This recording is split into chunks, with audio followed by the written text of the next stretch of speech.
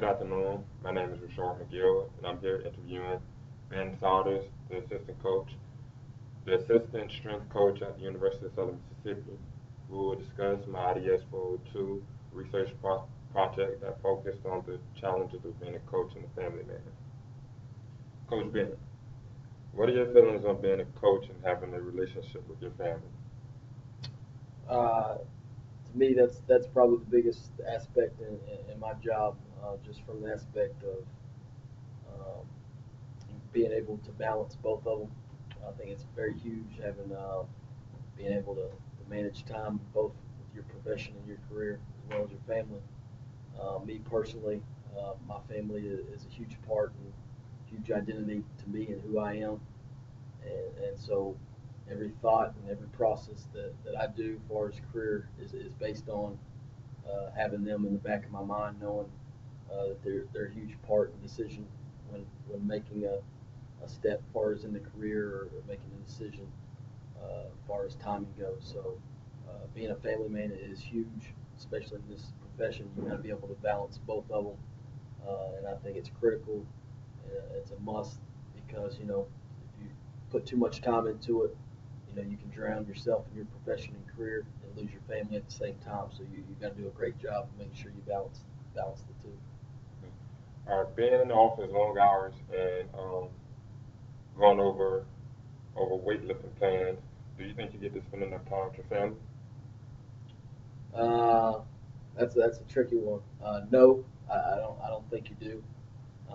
Obviously, you know, everybody wish they could say there was more hours in the day, but I think you got to look at it from a wide perspective and see, making sure that you give your athletes, the best chance to succeed, meaning that you're putting the time in to give them the opportunity and the best chance to be all they can be, really. But at the same time, that balance comes in where you got to find time to have time with your family and make sure that you're incorporating, them and what you do on a daily basis because, I think your rock is your family, and without them, if something goes wrong, uh, family's always there to lean on. So I think you got to be able to once again balance the two.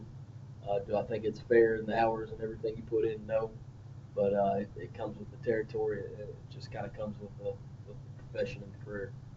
And with that being said, what are the greatest challenges that coaches face in trying to balance out their profession and their family lives? I think the biggest thing, obviously, is the balance, the time management, being able to balance the time on making sure you're getting your quality work in the profession and in the career, as well as spending quality time with your family. Once again, your family is everything. You can lose a job, you can take a new job, but family never changes. So I think it's huge and vital that that you mix the two and make sure you got a great balance. But to me, family's got to come first and foremost. I think any decision you make, absolutely they got to be at the head of it. Um, but I don't think it's fair.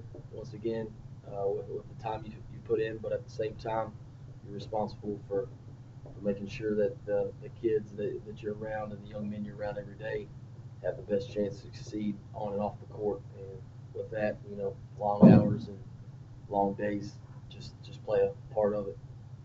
With all the coaches that you've been around, what coach set the best example on balancing these two areas?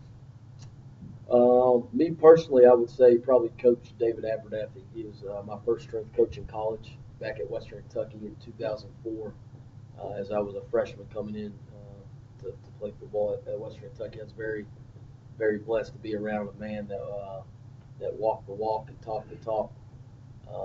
Was a great guy that just led by example and did the right things, said the right things.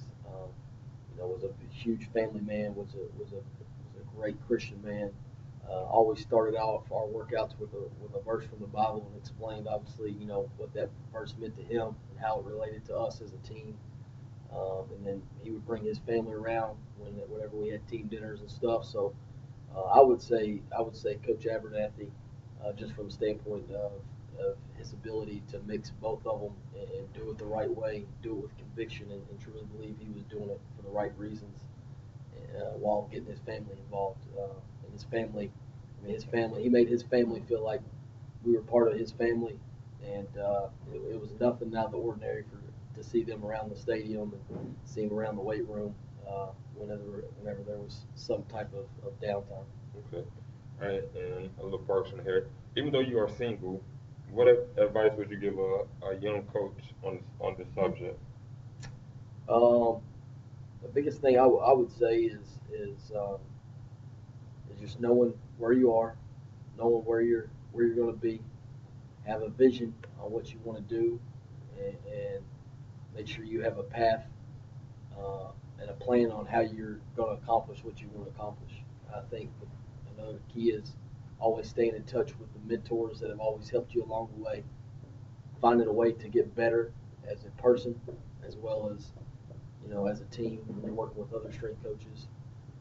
Communication is key, but I think the biggest thing in anything is maximizing the day. You look at the day and you look at it and see what all can I accomplish today. Obviously, there's different tasks every day, but I think you got to make the most of your day, the most of your minutes, the most of your hours.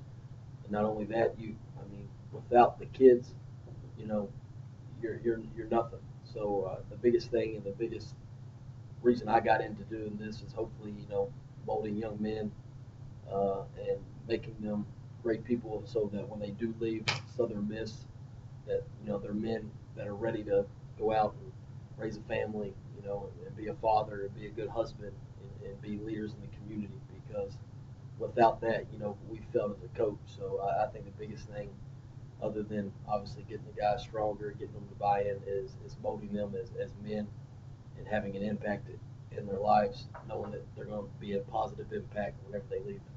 Okay. Once again, I want to say thank you so much for your time and assistance with this interview. My name is Rashard McGill, and this is Coach Ben Souders.